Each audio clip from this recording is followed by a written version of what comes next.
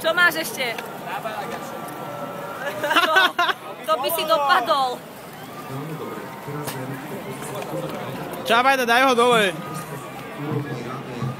To dievča potom, aj počíta loptičku potom.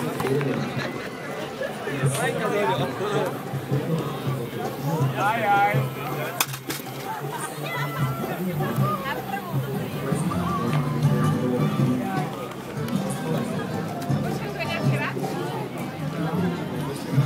Gí! Čopaj, zadarmo bazén. Ale rozmýšľam, že aj ja idem, hej, fakt. Šlábo. Ne, však potom nemusím sprchu absolvovať.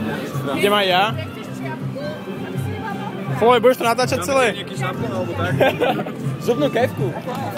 Podrž mi to, prosím ťa. Toč to, už to beží.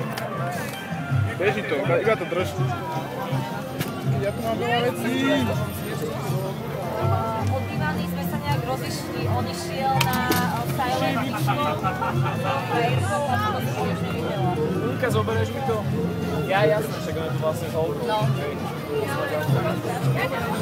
Dobre, tak snáď sa niekde ešte zrázime si, ja neviem. Ťažko povedať, baví sa, ja Budem mať uvidíme. asi už 3. večer, lebo chcem to zvládnuť a energie je málo. Dobre, tak sa zabavte posledný večer a... Ideme sa. Potom daj vedieť, že či v tej budúci, lebo Ivana zatiaľ neohlásila, že či dojde alebo nie. Takže ja neviem, dodíte sa s ľudom, či dojdete aj bez Ivany. A tak ja by som chcel dozať. Tak dojdete, nie je to jedno. Vieš, že u nás je vždy vítanie, takže nerieš. A máš bazén už práve? Bazén je pecka, ale voda je jak šťánka, má 30 stupňov. Ale inak na večer je to v pohode, cez deň to je tu teplé. Je dobrá, akurát. Ideš veľa odchodiť, jasné. Dobre, si ich volajte ešte do víkendu. Jasné. Čau.